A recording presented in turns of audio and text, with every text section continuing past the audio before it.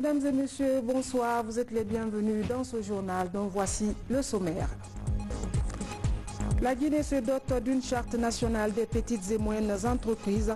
Le document a été paraphé par le gouvernement et les représentants du secteur privé en présence du Premier ministre chef du gouvernement. Des mesures préventives pour lutter contre le paludisme en Guinée. L'opération de distribution gratuite de 250 000 moustiquaires se poursuit à Mamou. Plus de 80 000 familles seront touchées. Les obsèques de feu Kerfala Kanté, l'oiseau de Sankara a rejoint sa dernière demeure ce dimanche au cimetière du Cameroun. Mais avant, un symposium lui a été consacré au centre culturel franco-guinéen. Mesdames et messieurs, bonsoir. Signature entre le gouvernement et le secteur privé d'une charte nationale des PME.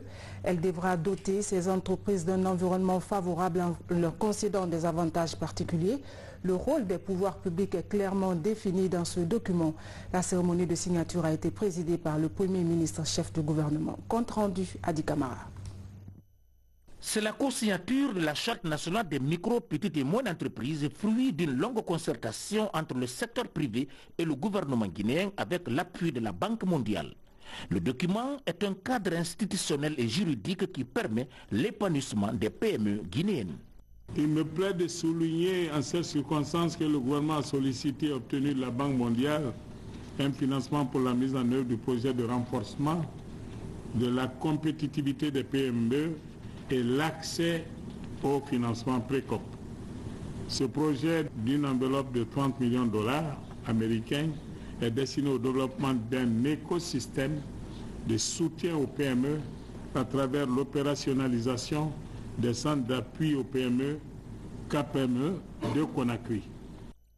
Les PME jouent un rôle primordial dans la croissance économique d'un pays à travers la création d'emplois et de richesses. Alors cette charte nationale va impulser une nouvelle dynamique au sein de ce secteur pourvoyeur de devises. Le professeur Fakonde, dans sa politique que nous partageons de promouvoir un secteur privé national dynamique, d'initier un décret pour consacrer la préférence nationale. C'est-à-dire que désormais, toutes les entreprises de droit guinéen, où les Guinéens sont majoritaires, seront privilégiées dans l'accès aux contrats et aux marchés et à la commande publique. De la philosophie que nous partageons et qui est essentielle pour l'avenir de notre pays et l'essor de notre économie, c'est de faire en sorte de développer l'entrepreneuriat national et local, mais surtout de faire du slogan et de la philosophie qui sous-tendent notre action publique, la richesse des Guinéens d'abord aux Guinéens. Il est temps que les acteurs des secteurs publics et privés se donnent la main afin d'impulser le développement et la compétitivité des PME pour la construction d'un tissu économique générateur d'emplois et de richesses dans notre pays. Je souhaite que ce qui vient de se passer avec le discours du Premier ministre et du ministre de l'Industrie, qu'il arrive à être de la réalité. Que les Guinéens se sentent qu'ils sont dans leur pays. Les Guinéens d'abord avant tout. Les Guinéens, après Guinée, on n'est pas contre les autres. Mais il faut, dans tout le monde entier, quand tu vas dans le pays, c'est les nationaux, après les étrangers. Je souhaite que ça, on arrive à les respecter. Cette charte nationale des petites et moyennes entreprises est une initiative du gouvernement guinéen.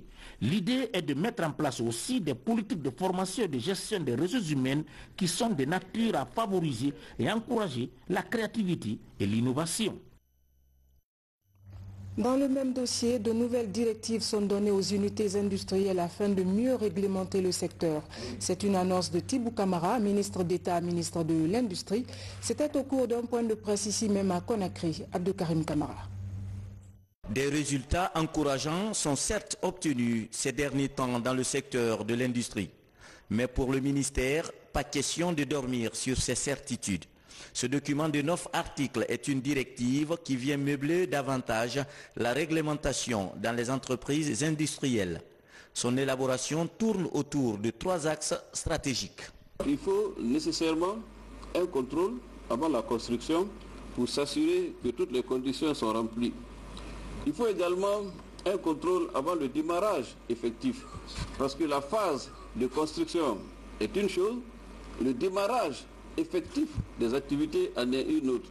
Une fois que l'unité va commencer à tourner, il est évident qu'à partir de là, une nouvelle activité se crée. Parce qu'il lui appartiendra de faire non seulement des contrôles a posteriori, mais des suivis périodiques de l'évolution de l'activité industrielle. La directive sera appliquée avec beaucoup plus de rigueur sur les nouvelles entreprises. Elle interpelle celles qui sont déjà enregistrées dont les conditions d'implantation sont anormales à reprendre les modalités.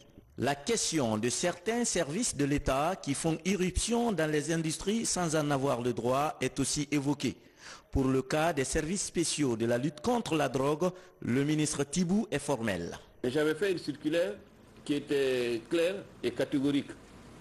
Il n'y a que le ministère de l'Industrie qui peut se rendre dans les unités industrielles. Tout autre service qui, pour une raison ou une autre, voudrait s'y rendre, devrait, en accord avec le ministère de l'Industrie, juger de la pertinence de cela ou de l'opportunité de cela. Personnellement, je me suis entretenu parfois avec le colonel Kéboro et je dois avouer qu'il a coopéré parfaitement en lui rappelant les règles par rapport aux unités industrielles. Et chaque fois que j'ai échangé avec lui sur la question, il a entendu ce que nous lui avons dit et surtout s'est engagé à travailler avec le ministère de l'Industrie. L'autre question, et pas des moindres, est la promiscuité entre les populations et les industries. Le ministre affirme qu'à ce niveau, la Guinée et ses partenaires travaillent à des solutions d'aménagement des différents parcs industriels du pays. Et puis, ce communiqué, le président de la République, professeur Alpha Condé, très touché par le meurtre le 19 juillet 2019 à Rouen, en France, du docteur Momodou Bari, présente ses condoléances les plus attristées à la famille Bari et au peuple de Guinée. Le gouvernement guinéen suit de très près l'évolution des enquêtes diligentées par les autorités françaises.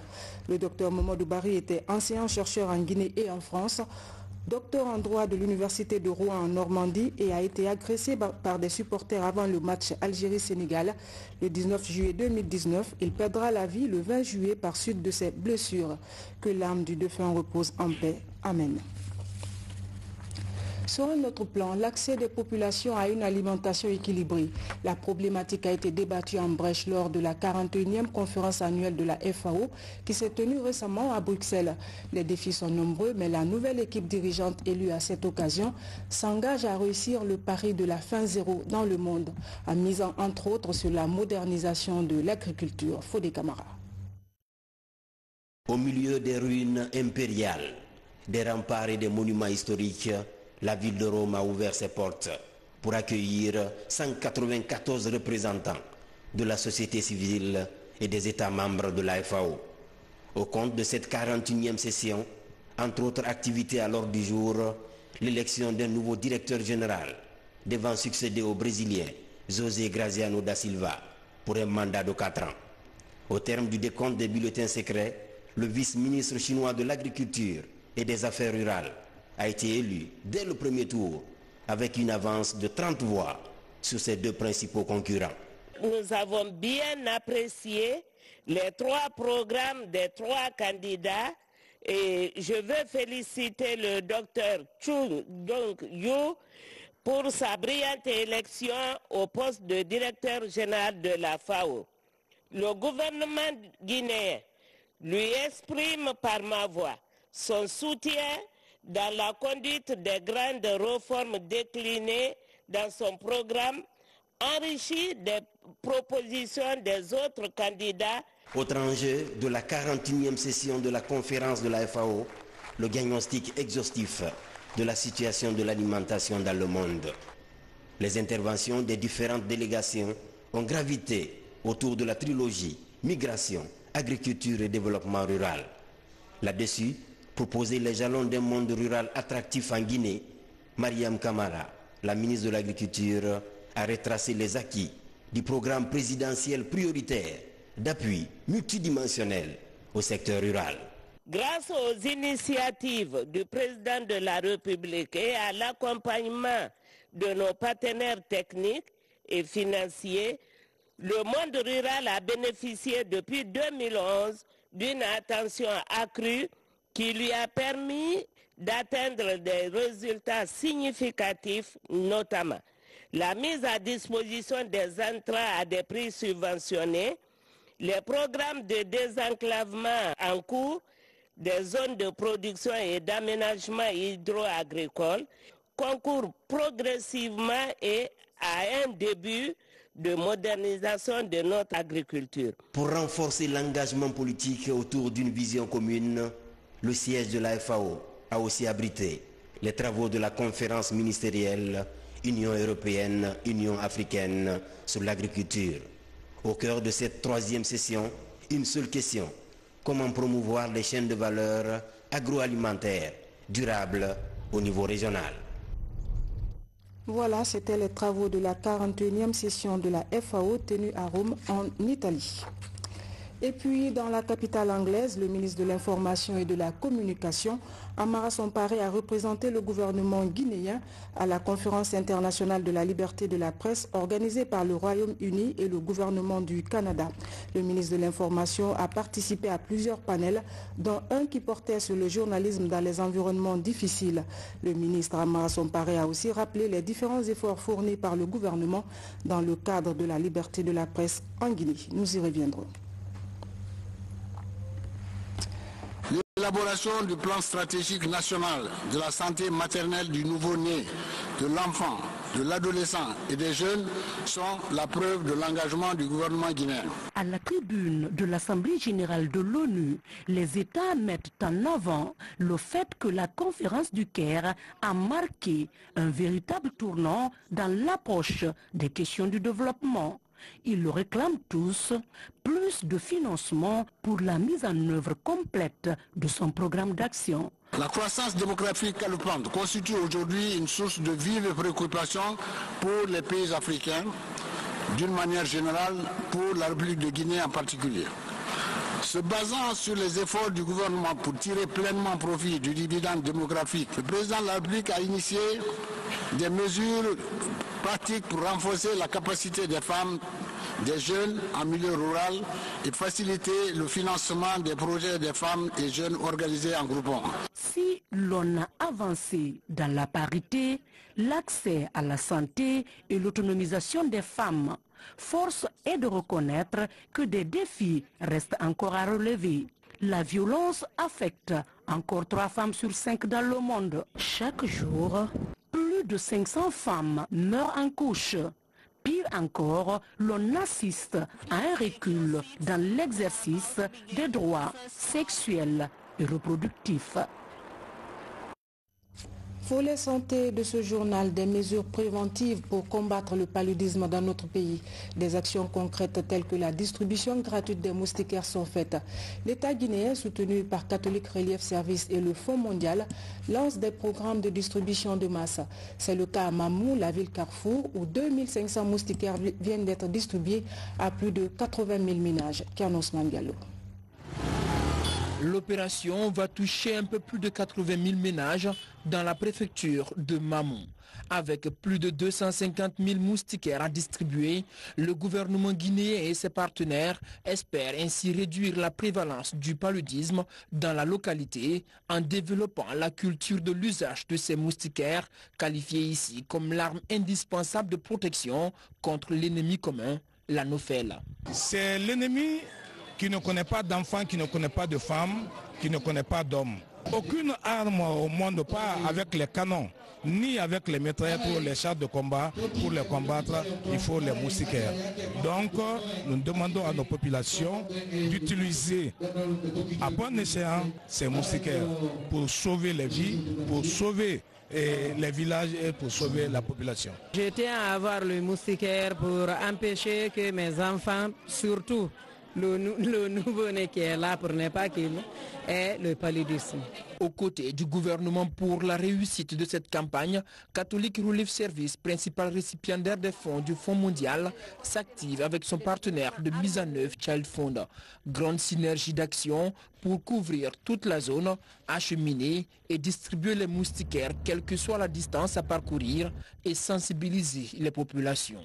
Nous, l'objectif qu'on se fixe pour cette campagne, c'est de distribuer les moustiquaires à 100% de ménages les ménages qui ont été dénombrés. Ces moustiquaires doivent être utilisés dans les ménages. On doit les utiliser tous les jours, chaque nuit, toute l'année. L'enjeu est important. Si ces dernières années, la prévalence est passée de 44 à 15%, le paludisme continue de faire des ravages et est toujours la principale maladie que combattent les médecins dans les hôpitaux. La plupart de nos malades qui viennent, la cause est paludisme grave et le plus souvent les enfants viennent déjà à des stades tardifs associés à des complications telles que l'anémie, l'hypoglycémie. Donc presque tous nos problèmes ici, c'est le cas de paludisme grave qui viennent souvent ici. Inscrite au rang des priorités nationales, la lutte contre le paludisme devrait continuer à s'intensifier en Guinée. À l'horizon 2022, le pays compte prééliminer la maladie pour ensuite passer au stade de l'élimination. Il faut ajouter à ce dossier santé qu'une concertation s'est tenue à Conakry entre les acteurs impliqués dans la politique de santé communautaire. Une réunion technique de 2 jours qui a permis la revue du niveau actuel de la mise en œuvre de la stratégie de santé communautaire dans les communes de convergence. Adiatou Bari. À cette rencontre, les résultats des données sanitaires des centres issus des communes de convergence retiennent l'attention. Bossou est l'une des communes de convergence de la préfecture de Lola, dont les indicateurs de santé s'améliorent. Dans la commune rurale, la consultation curative est passée de 600 à 713 et l'administration du vaccin antituberculeux est rehaussée de 20%. Des progrès obtenus grâce au dynamisme des relais communautaires et agents de santé recrutés. Au niveau de l'accouchement assisté aussi, il y a eu beaucoup de progrès parce qu'avant, les femmes ne connaissaient pas l'importance d'accoucher au centre de santé. Donc, elles accouchaient à domicile avec les accoucheuses villageoises.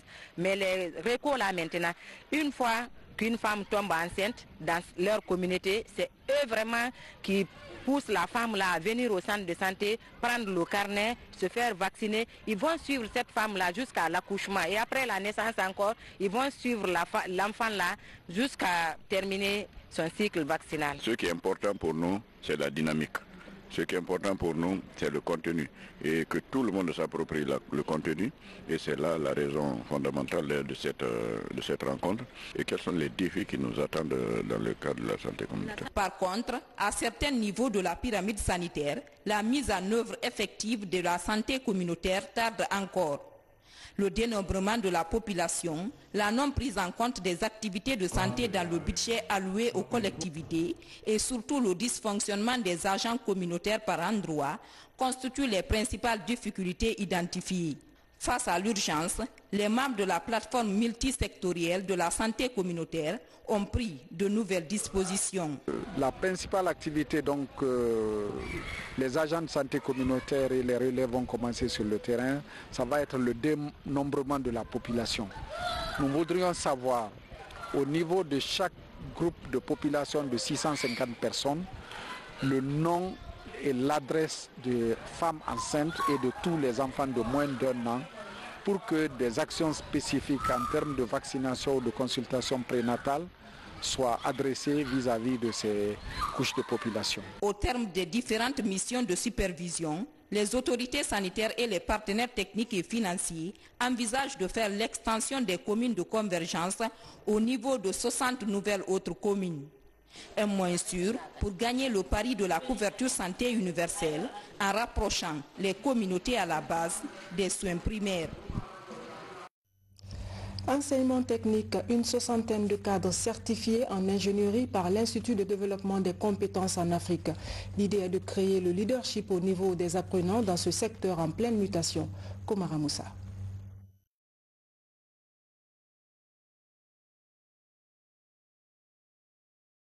À cette rencontre, les résultats des données sanitaires des centres issus des communes de convergence retiennent l'attention. La sous-préfecture de Nourasoba se veut une véritable commune urbaine de convergence qui entend faire de la localité un modèle de développement en Guinée.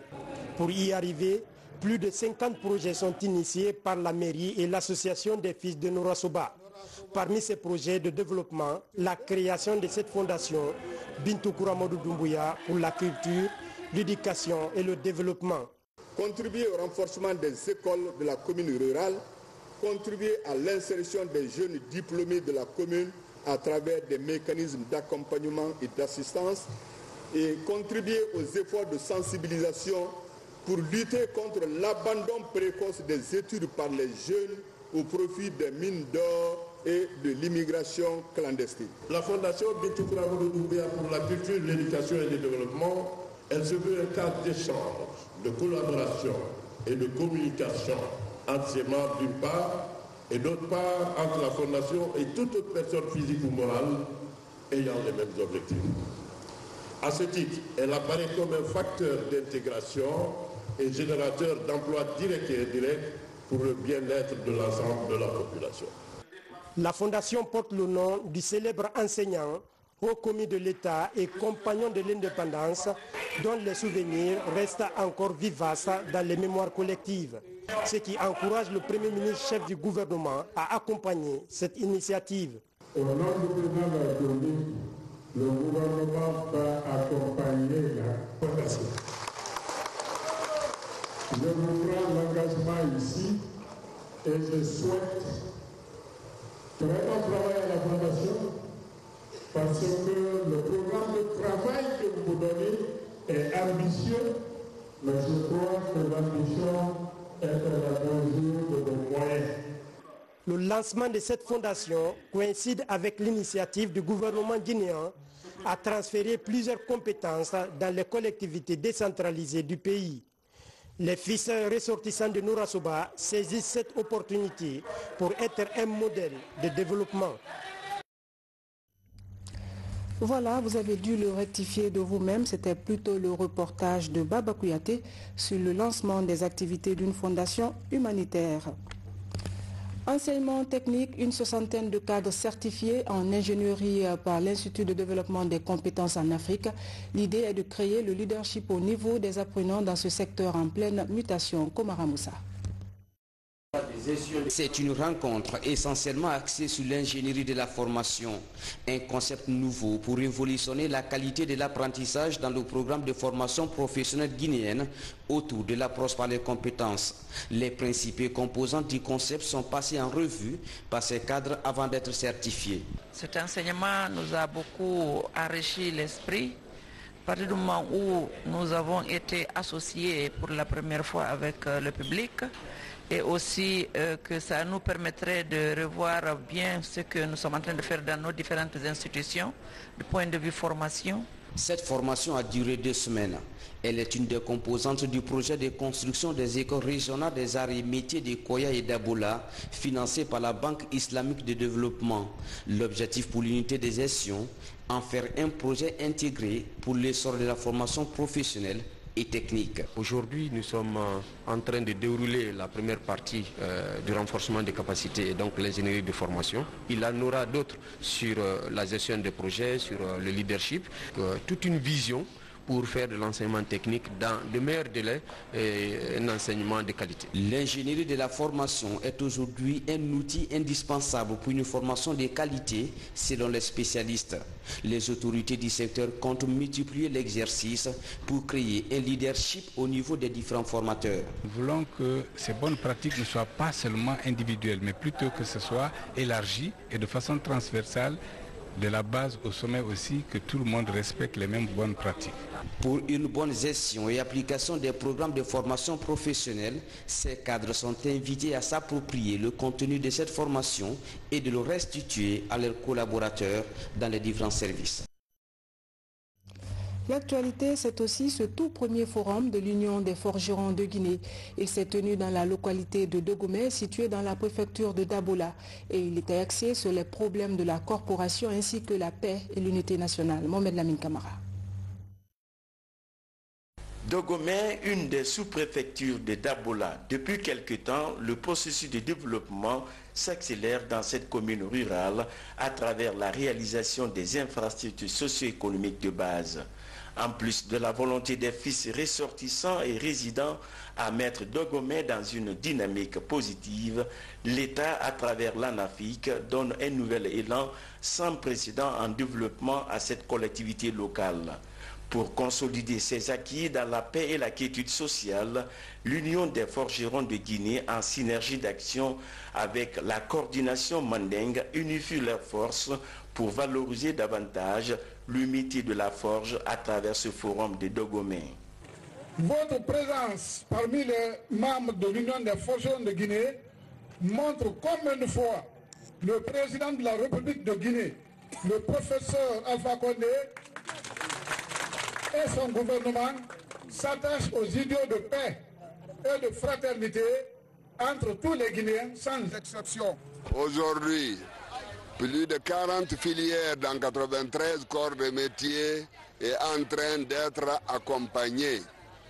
Il y a 20 corps de métier qui est en train d'être accompagné par les partenaires de la Banque mondiale, l'OIF, l'Organisation internationale de la francophonie, la formation professionnelle, le ministère de l'Artisanat pour la formation de 30 000 jeunes chaque 3 ans. Il se trouve que les 93 corps de métier, c'est les forgerons qui sont en tête dans la liste de représentativité dans la loi qui s'appelle le Code de l'artisanat. L'événement se déroule sous le signe de dissension dans la fratrie entre cette corporation d'artisans. Ici, El Hadj Amidou Negue Keita est intronisé en qualité de doyen des forgerons de Guinée à travers ce bonnet et cette canne. Des symboles qui magnifient le pouvoir et la sagesse. En Afrique, il n'y a pas ce roi, il n'y a pas ce chef de guerre qui n'avait pas ses hauts fourneaux. Et qui parle de hauts fourneaux, parle du forgeron, où l'on produisait les munitions, où l'on produisait la poudre à canon. Aujourd'hui encore, sous les auspices de la présidence nationale de l'artisanat guinéen, ce corps de métier est réorganisé à la faveur d'associations et de groupements pour défendre leurs intérêts. Ils ont tenu à se rassembler à Dogomé sous le leadership d'un des leurs, M. El Hadj Negue Keita. Mais tenez-vous bien, c'est les forgerons des 4 régions de la Guinée qui sont rassemblés. Et ils ont témoigné leur soutien au président de la République, le professeur Alpha Condé, qui dans les initiatives présidentielles, met aujourd'hui l'artisanat au cœur de ses préoccupations. Cette rencontre traditionnelle est désormais une opportunité pour ces deux mouvements associatifs, l'Union des forgerons de Guinée et la coordination Manding, de se donner la main pour esquisser ensemble l'essor socio-économique de leur corporation. Lutte contre la migration irrégulière. Une ONG locale organise des espaces d'échange. Comment inciter les jeunes à rester au pays? Plusieurs thématiques liées notamment à la formation et à l'employabilité de la jeunesse étaient au cœur des débats. On fait le point complet avec Abraham Christophe Conté et Moussa Bangoura. C'est le début d'une série de sensibilisations contre la migration clandestine. Principale cible, les jeunes de Conakry et ceux de l'intérieur du pays. L'organisation guinéenne pour la lutte contre la migration irrégulière entame sa campagne sur un concours de jonglage et d'exposition. Deux activités qui mettent en évidence les talents des jeunes. Ce programme vise à expliquer aux jeunes qu'ils ont du talent à valoriser en restant au pays. Ces jeunes que vous voyez ici n'ont jamais franchi la Guinée. Peut-être qu'il y a un seul qui est parti représenter la Guinée à l'incroyable talent. Donc c'est pour montrer à ces jeunes qui sont là, vraiment on peut naître ici en Guinée sans sortir en Guinée et réussir en Guinée. Donc c'est pourquoi on a mis en idée de mettre ce projet. Durant cette journée d'échange riche d'expériences, des sujets comme les conséquences de la migration clandestine, les mariages précoces, les avantages de l'entrepreneuriat jeune et l'investissement local ont été largement développés. Ma copine était en Algérie là-bas, elle m'a dit que là-bas c'est bon, il y a de l'argent là-bas, donc elle m'a encouragé de partir. Lorsque je suis partie là-bas, ce qu'elle m'avait dit, c'est pas ce que j'ai vu là-bas. Elle m'avait dit quand je pars là-bas, je serai logée dans un hôtel bien climatisé. Je vais manger tout ce que je veux il y a de travail aussi, mais lorsque je suis partie là-bas, c'est pas ça que j'ai vu. Lorsque je suis partie là-bas, je me couchais sur la terre, je gagnais à manger rarement.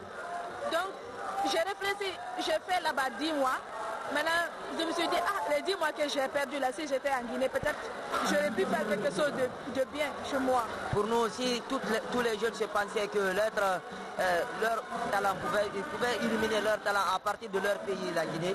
Je crois que c'est déjà quelque chose qui peut leur permettre de ne plus sortir. Donc notre vision à l'avance, c'est déjà l'autonomisation des jeunes à travers l'employabilité, de leur propre employabilité dans l'entrepreneuriat, mais aussi de les aider et mettre en valeur tout ce qui est dans le pays, afin que chaque jeune puisse trouver sa place à l'intérieur du pays. Cette série de sensibilisations sur la migration clandestine devrait toucher le maximum d'écoles de la capitale.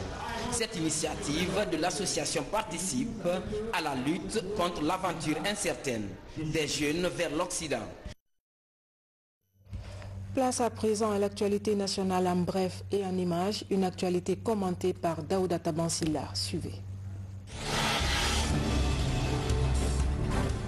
Le mouvement Joma Solidaire Alpha 50. Le concept est nouveau et il a été officiellement lancé cette semaine à Conakry. Ce mouvement vient en soutien des actions entreprises par le chef de l'État depuis son arrivée au pouvoir. Pour Joma Solidaire 50, le secteur de l'énergie a enregistré une avancée significative grâce au leadership du professeur Alpha Condé. Je suis citoyen, je participe au débat pour une nouvelle constitution. Fin de citation. C'est du moins le maître mot du mouvement pour une nouvelle république. Il vient de signer un protocole d'accord de principe avec 4 autres groupements composés de femmes et de jeunes. Dans l'ensemble, tous aspirent à un projet de nouvelle constitution.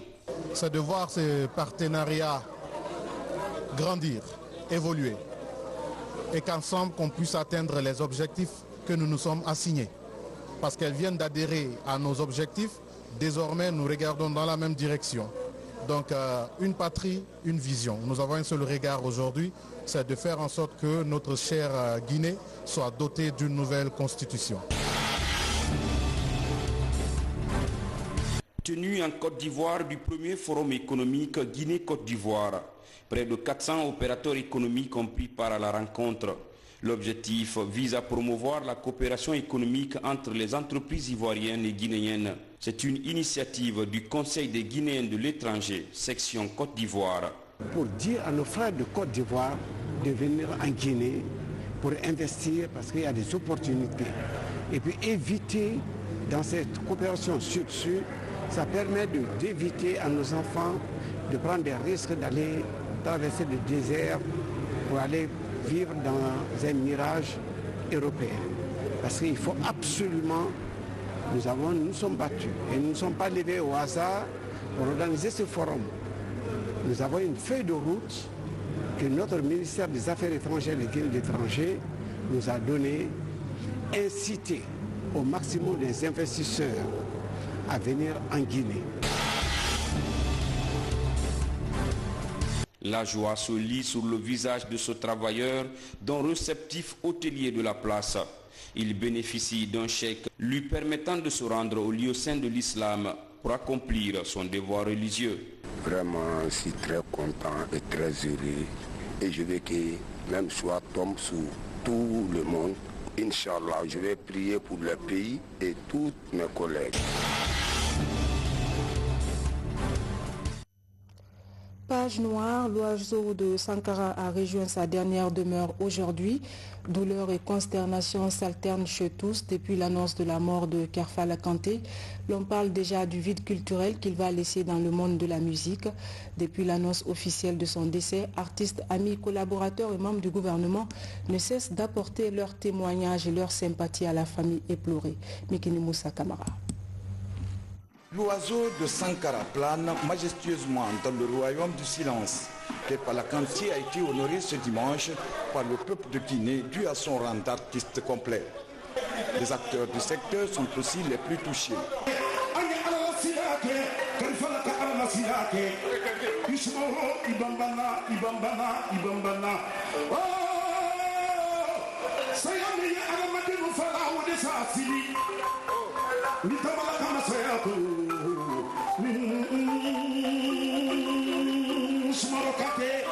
La cérémonie funèbre s'est déroulée dans une consternation indescriptible au cours de laquelle la simplicité, la disponibilité et l'humanisme de l'illustre disparu ont été magnifiés. Kerfala Kanté, si je dois parler de lui, je dirais que c'est la mémoire de la Guinée, c'est l'une des mémoires, parce qu'il a su rester authentique, il a su valoriser cette culture. Et c'est un artiste de qui moi j'étais extrêmement fier quand je disais que je faisais de la musique guinéenne. Je m'inspirais beaucoup sur le parcours et la stabilité de Kerfala Kanté. C'était un artiste stable. C'est Issa Condé surtout qui a introduit Kerfala au studio de la radio de télévision guinéenne. En ce moment, il était dans l'orchestre Bala. Il va sceller une amitié solide avec Idrissa Kamara. Belle lettre, paix à son âme. La paternité revient à Idrissa Kamara de surnommer Kerfala Kanté l'oiseau du Sankara. Et il a porté ce patronyme jusqu'à sa tombe. En 1991, Kerfala Kanté a sorti sa première cassette. Un produit qui a été plébiscité par les mélomanes et les musiciens. Depuis lors, l'oiseau du Sankara a pris son envol victorieux. Il vole de succès en succès, survole les hits et autres titres à l'international. Il a été une révélation de la musique guinéenne en 1994 à travers l'album Sankara Kono ou l'oiseau de Sankara. Ses œuvres parafinantes sorties en 1996 ou Qu'est-ce passe-t-il en 2001 marquent positivement les esprits. Il avait un répertoire musical riche et varié. La mort de Kerfala est une grande perte pour le peuple de Guinée, pour la musique guinéenne, mais pour la culture guinéenne. Parce que Kerfala c'est un homme qui était riche culturellement. Il avait un répertoire qui était riche. Et aujourd'hui, ça a été l'occasion pour le peuple de Guinée de connaître d'autres choses que personne ne savait. Au-delà du témoignage de sa famille biologique, sa famille culturelle a du mal à digérer cette disparition.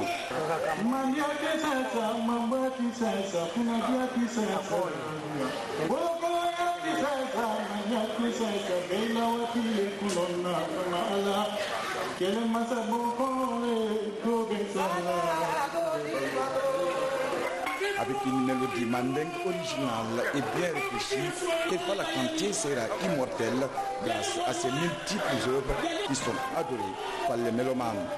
Paix à l'âme de l'illustre disparu.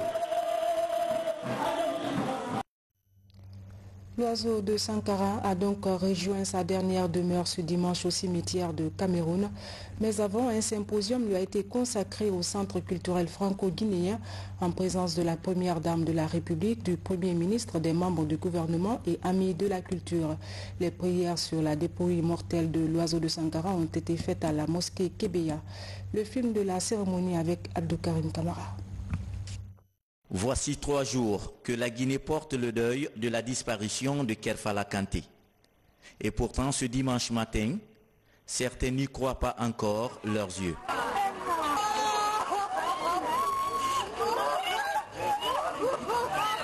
Mais l'on se résigne tout de même à lui rendre les derniers hommages.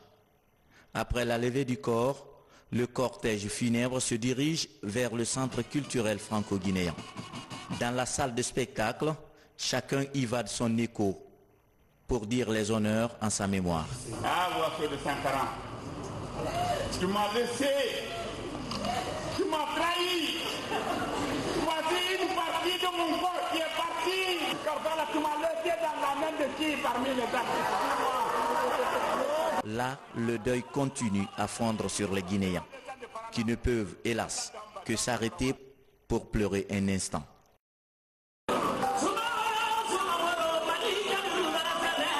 Les artistes guinéens pensent que l'homme qui leur quitte était d'une inspiration féconde, doublée d'un conseiller de paix. J'ai appris comme tout Guinéen la sagesse, l'amour, l'affection, l'éducation. Parce que ce fut le message principal de tout le répertoire de Kerfala. S'il y a un conseil, il faudrait que cette jeunesse actuelle revienne à l'image de Kerfala pour respecter la meilleure musique guinéenne, le classique, les instruments traditionnels. Éviter les insolences dans les enregistrements. Kerfala fut un messager. Kerfala est couché il dort, mais la Guinée le garde en cœur parce que son œuvre reste immortelle. Si les œuvres de Kerfala sortent, c'est que les artistes achètent, c'est encore beaucoup plus que ce que la population prend. Donc Kerfala a beaucoup contribué pour la formation des jeunes, parce que si on se réfère à lui, on ne va pas se perdre. Je crois que je n'ai pas beaucoup de choses à dire parce que... C'est bon.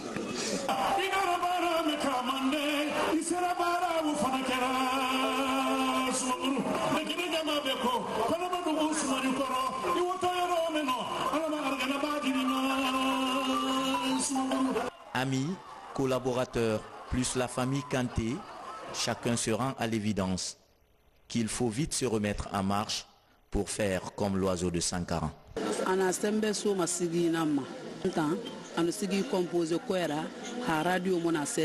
Mon mari m'a toujours associé dans la composition des singers. Il me les confiait et me demandait le matin de répéter ce qu'il a dit la veille.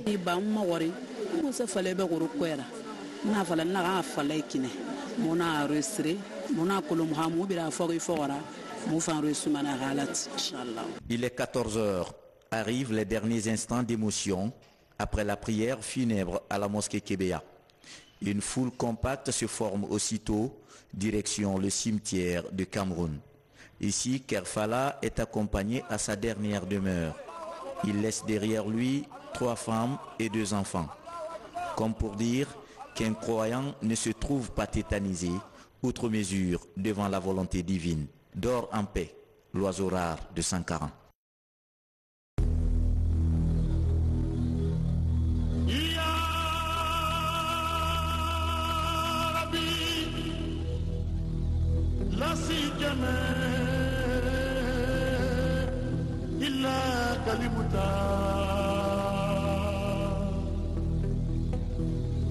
Kalimuta dunia kenni jabali di papa ne makone dunia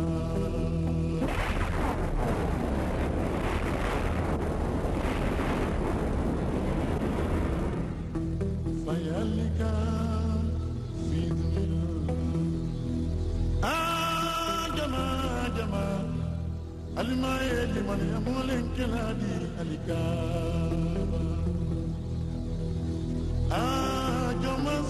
joma sao arabadeni joma sa tuma minna motita na folala